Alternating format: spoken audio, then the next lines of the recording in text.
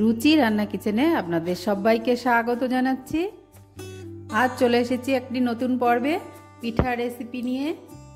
এই পিঠাটা বানিয়ে নেওয়ার জন্য আমি প্রথমে কড়াইতে একটু জল দিয়ে দিচ্ছি। এবার দিয়ে দিচ্ছি আমি 1 বাটি দুধ।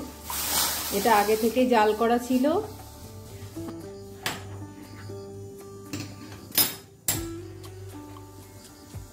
আর এই দুধটা জ্বালিয়ে আমি একটু ঘন করে নিয়েছিলাম, আর উপর থেকে ঘিয়ের মতো উঠেছে, আপনারা দেখতেই পাবেন।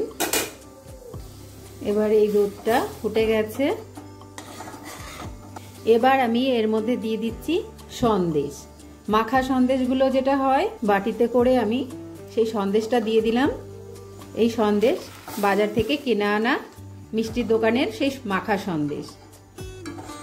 এবার এই সন্দেশটাকে আমি একটু দুধের সঙ্গে মিশিয়ে দিচ্ছি। আমি এখানে দোকান থেকে কিনে এনে এই সন্দেশ মাখা সন্দেশটা দিয়ে আমি পুরটা ভেতরে বানাচ্ছি বলে এখানে আমি কোনো চিনি দিচ্ছি না, কারণ ওখানে ওই সন্দেশে মিষ্টি দেওয়াই থাকে। আর আপনারা যদি চান বাড়িতেও দুধ থেকে ছানা কাটিয়ে এইভাবে সন্দেশটা তৈরি করে নিতে পারেন। ভেতরের পুরটা ভেতরে পিঠার ভেতরে যে আমি পুরটা দেব সেই পুরটা আপনারা এইভাবে বানিয়ে নিতে পারেন বাড়িতেই। আমার পুরটা রেডি করা হয়ে গেছে। এই অবস্থায় আমি নামিয়ে নিচ্ছি। পুরটা নামিয়ে নিয়েছি। এবার এটা ঠান্ডা করতে দেব। এবার আমি একটি বোল নিয়ে নিয়েছি, আর এতে আমি দিয়ে দেব ডিম।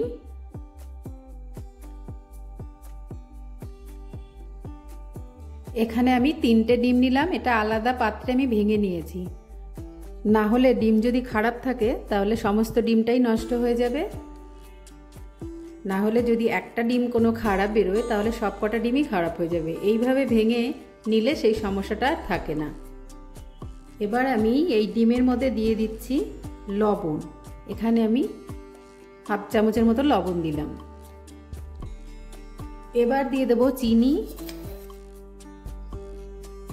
চিনিটা আমি গুঁড়ো করে নিয়েছি মিক্সিতে, আর সেই চিনিটা আমি দিয়ে দিচ্ছি।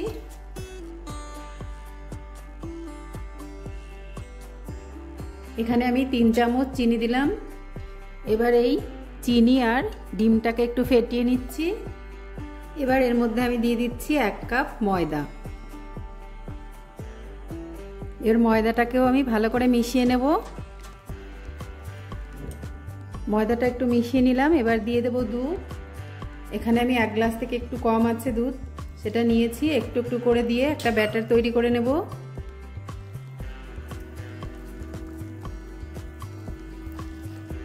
আরও লাগবে।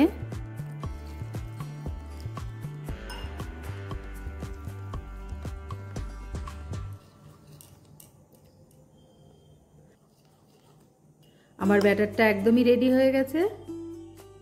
আর ব্যাটারের ঘনত্বটা বোঝার জন্য দেখুন চামচের গায়ে কোট হয়ে যাচ্ছে। এটা এই রকম ভাবে করতে হবে ব্যাটারটা। এবার আপনাদেরকে আর একটু দেখিয়ে দিচ্ছি ব্যাটারের ঘনত্বটা। দেখুন এরকম যদি মাঝখানটাতে এইভাবে ফাঁকা করে দেওয়া হয়, যদি না মেশে, তো মনে করবেন ব্যাটারটা রেডি হয়ে গেছে। আমি উনানে একটি কড়াই বসিয়ে দিয়েছি, আর এতে একটু ঘি মাখিয়ে নিলাম টিস্যু পেপারে দিয়ে। এবার আমি এই ব্যাটার থেকে 1 চামচ করে ব্যাটার দিয়ে বানিয়ে নেব পিঠাটা।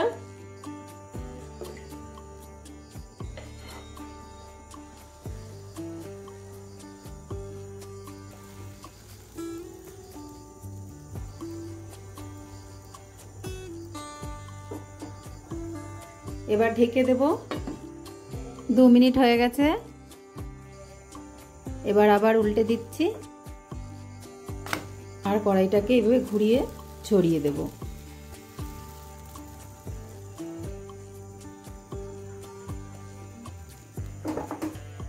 আর এবার ঢেকে দিচ্ছি ঢাকনা দিয়ে।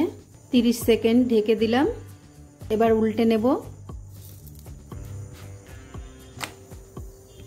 এবার তুলে নিচ্ছি, আর একইভাবে আমি সবকটা পিঠা তৈরি করে নেব। প্রত্যেকটা পিঠার এক পিঠ 30 সেকেন্ড করে ভেজে নিলেই হবে। আমি পিঠাগুলো সব এই গামলাতে তৈরি করে নিয়েছি, এবার একটা করে বানিয়ে নেব। প্রথমে আমি একটা নিয়ে নিচ্ছি, আর এবার যে পুরটা আমি বানিয়েছিলাম সেই পুরটা এখান থেকে নিয়ে নেব।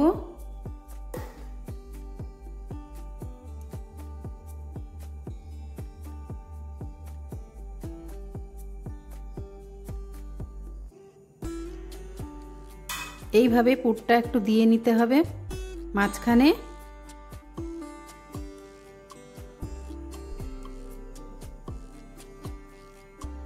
এবার ভাঁজটাকে দেখিয়ে দিচ্ছি, এই পাশ থেকে এইভাবে নিতে হবে আর এটার এই পাশ থেকে নিতে হবে, দুপাশটা এইভাবে ভাঁজ করতে হবে। তারপরে এইভাবে এক সাইড থেকে রোল করে নিয়ে যেতে হবে।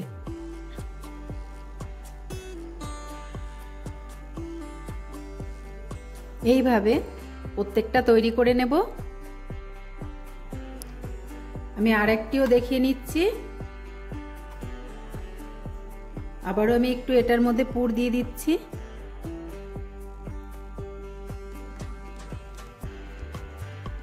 একইভাবে প্রথমে একটা সাইড এইভাবে দুটো সাইড রোল করে নিয়ে ভাঁজ দিয়ে, দুটো সাইড প্রথমে ভাঁজ দিয়ে তারপরে এইভাবে রোল করতে করতে নিয়ে যেতে হবে।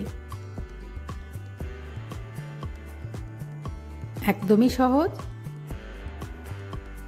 আর একটাও দেখিয়ে দিলাম, বাকিগুলো আমি এইভাবে করে নিচ্ছি। প্রত্যেকটি পিঠা আমার বানিয়ে নেওয়া হয়ে গেছে।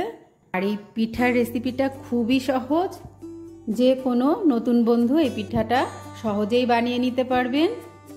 আর এই পিঠার রেসিপিটা যদি ভালো লাগে লাইক শেয়ার কমেন্ট করবেন, চ্যানেলটা সাবস্ক্রাইব করবেন।